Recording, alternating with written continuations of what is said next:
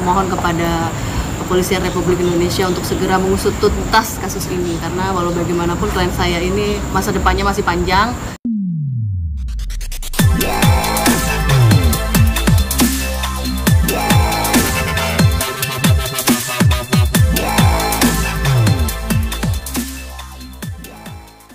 Ada perkembangan terbaru lagi yang mungkin update untuk masalah mungkin pidananya, Kak? Ya, jadi kan ini prosesnya kita masih bergulir di Polres Tangsel. Jadi tahapan demi tahapan memang sedang dilalui, dan selanjutnya kami akan ke Komnas Perempuan untuk mengadu apa yang dialami oleh klien kami.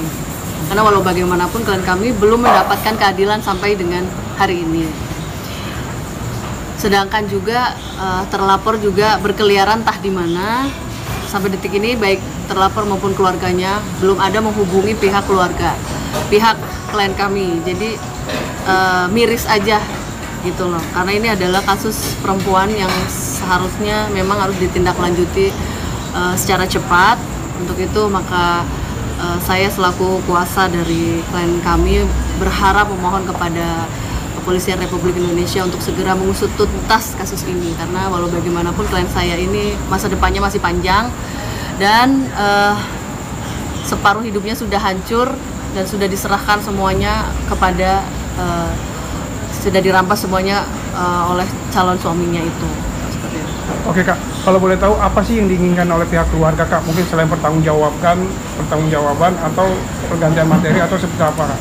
Jadi begini, karena kan ini putusnya sudah sepihak, tidak baik-baik. Jadi prosesnya ini juga meninggalkan penyakit yang semestinya harus diobatin. Dan selama ini klien kami menanggung semua itu sendiri, sudah menghabiskan puluhan juta untuk mengobati penyakit ini. Saya berharap itikat baik dari pihak keluarga artis Tsania Marwa untuk mencoba membimbing sepupunya itu untuk bagaimana untuk bertanggung jawab kepada klien kami, seperti itu. Karena apa? Karena saya tahu beliau juga sedang memperjuangkan hak perempuan di Mahkamah Konstitusi. Beliau juga sebagai seorang perempuan seharusnya beliau juga sangat memahami situasi dan kondisi bagaimana rasanya apa yang diperjuangkan oleh seorang perempuan.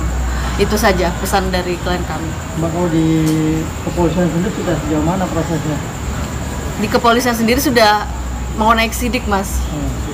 Iya. Mbak, ini diperiksa semua. Mohon doanya aja semoga proses ini cepat dan klien kami cepat mendapatkan keadilan seadil-adilnya. Karena terlapor udah diperiksa juga. Sudah di BAP, dan pihak kepolisian sedang menaikkan kasus ini untuk menjadi naik sidik.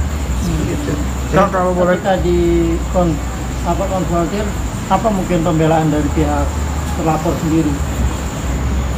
Maksudnya? Maksud mereka mengakui si terlapor atau membantah semua? Kalau itu kami tidak tahu untuk isinya sendiri seperti apa. Kami sendiri belum pernah mendengar apa dari jawaban dari pihak sana bagaimana terkait proses ini. Sampai detik ini kami juga menunggu bagaimana ada komunikasi gitu, membangun komunikasi, karena awalnya memang ini kan berawal dari dua keluarga yang dengan niat baik untuk saling beribadah, menikah gitu ya.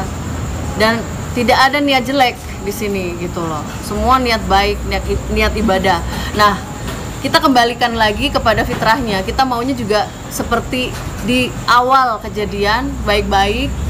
Tapi kalau itu juga tidak bisa menempuh jalur baik, ya sudah, kita sudah serahkan juga kepada kepolisian, biar kepolisian mengusut kasus ini secara seadil-adilnya. Kalau Dina sudah sempat dihubungi belum sama si terlapor sendiri? Ya, tidak ada dihubungi, jadi Mas bisa menghilang.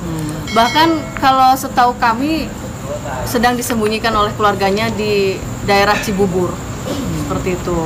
Ya kita tidak tahu maksud dan tujuan apa kenapa disembunyikan, padahal ini juga harusnya muncul di permukaan, karena mau tidak mau, suka tidak suka, ini semua sudah terjadi. Jadi sebagai laki-laki yang gentleman, yang baik, yang punya tanggung jawab yang tinggi, seharusnya ini dihadapi dengan jantan gitu loh.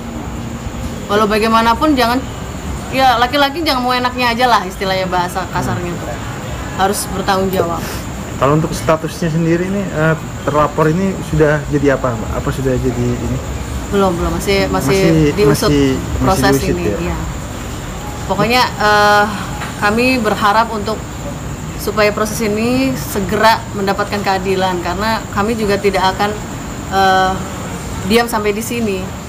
Kami akan meminta pertanggungjawaban baik pidana maupun perdata. Mbak, ada rencana lembaga terkait nggak, Mbak? Artinya melapor ke mungkin kayak ke Komisi Perlindungan Perempuan atau sejenis, Iya, ada rencana nggak? seperti yang tadi saya jelaskan di awal, memang ini prosesnya mau kita ke Komnas Perempuan. Kemudian karena ini sulit untuk terbukanya komunikasi, kita juga minta kooperatifnya lah gitu loh. Minta dari pihak sana untuk segera menghubungi kami baik secara langsung kepada pengacara maupun kepada pihak keluarga, seperti itu. Rencananya Mbak, kapan? tapi rencananya kapan? Rencananya besok hari Kamis saja. Kamis. Mbak, tapi Insya Allah. kedua belah keluarga udah saling mengenal belum sih, Mbak? Dari orang tuanya Vina sama Jadi begini Yati? Mas, karena ini kan awalnya dari pertunangan. Memang ini adat Arab itu kan namanya ta'aruf Mas. Tidak ada pacar-pacaran. Jadi saling melihat, oke, cocok, sudah tunangan. Kan gitu. Cuma ini kan di perjalanan sebelum mencapai pernikahan itu memang ada kendala-kendala yang dialami oleh klien saya ini gitu.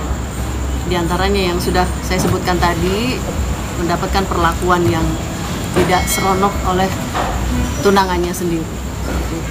Mungkin Kalisa apakah ada Persoalannya perjanjian untuk menikahi di pertengahan 2023, yaitu tepatnya bulan Juni, itu tidak terrealisasi. Makanya kenapa klien saya, baik ibunya maupun klien saya, bolak-balik untuk menghubungi pihak keluarganya itu untuk segera ada tindak lanjut terkait pertanggungjawaban ini. Karena tidak ada titik temunya, akhirnya Januari 2024 akhirnya kami melapor kepada pihak yang berwajib. Kak, boleh dikatakan ini pernikahan ini kandas ya? Apakah disebabkan ada orang ketiga mungkin dari pihak? Sepertinya ini bukan masalah orang ketiga ya Mas. Tapi setelah kejadian ini kami mendapat petunjuk gitu loh dari dokter bahwa dengan meninggalkan penyakit ini ada indikasi laki-laki ini tidak setia. Tapi kita tidak punya bukti. Gitu. Apakah laki-laki ini suka jajan? Karena klien saya tidak pernah berhubungan dengan laki-laki manapun kecuali sama calon suaminya. Pak, untuk alat buktinya sendiri sudah dikumpulkan nggak, Mbak, untuk nantinya akan Sudah di visum. Bisa dikasih lihat nggak, Mbak, apa aja yang nantinya akan di Itu kalau hasil visum langsung ke kepolisian, tapi kami punya rekam medis dari bisa rumah sakit. ditunjukin? Ya. Nah itu rekam medis ya. Rekam medis dari Rumah Sakit Umum Daerah Serpong Utara. Di sini adalah dokter yang menangani visumnya. Di antaranya kan ada riwayat persetubuhan sehingga menyebabkan liang senggama tampak keluar cairan putih encer yang cukup banyak. Nah ini yang disebut. Itu dari rumah sakit ya. Ada dari rumah sakit. Ini dokternya yang menangani. Itu pemeriksaannya kapan itu, Kak? Kemarin waktu bikin LP Mas. Oh, pas bikin LP ya. Berarti sudah ada alat bukti gitu ya untuk nanti Sudah. bisa diitin. Kita sudah serahkan kepada kepolisian biar kepolisian mengusut tuntas kasus ini. Rencana ada pemanggilan Kak lagi kapan Kak ke Polres Tangsel? Kalau untuk selanjutnya kita tinggal ini aja Mas, menunggu SP2HP ini. Ya. Tapi kita akan segera ke Komnas Perempuan karena kita belum mengadu ini untuk segera dibantu supaya klien saya mendapatkan keadilan secepatnya. Mbak masih membuka pintu pertanyaan yang mungkin atau sudah Kalau dari klien saya pengennya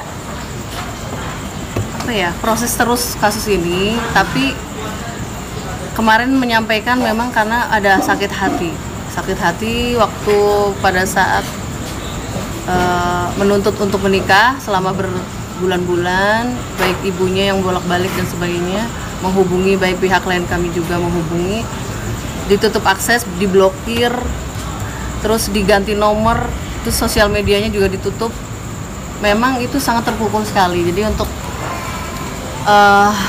jalur perdamaian itu nanti keputusan ada di tangan klien kami, tapi tidak menutup kemungkinan kami akan memberikan kesempatan untuk kedua belah pihak saling berdamai, karena awalnya memang dari dua keluarga yang berniat baik untuk saling menikahkan putra putrinya kan gitu.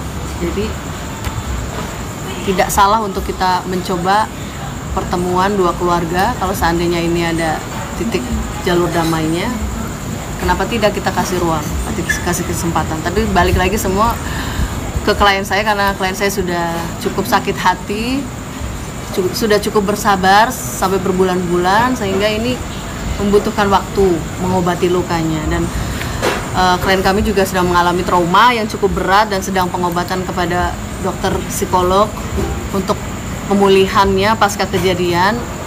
Jadi tidak mudah memang, apalagi ketemu orang-orang yang baru seperti itu.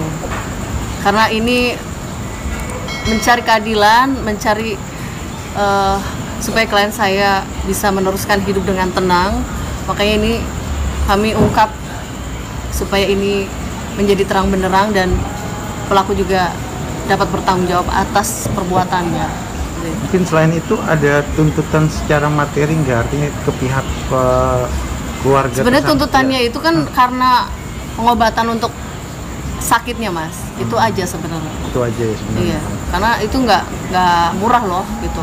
Sekali ke dokter 500.000, itu belum sama obat-obatan gitu loh. Kalau obat-obatan bisa sekali periksa bisa sampai 3 juta gitu. Itu sekali periksa untuk 1 minggu obatnya. Nanti tinggal dikalikan aja sudah berapa kali gitu.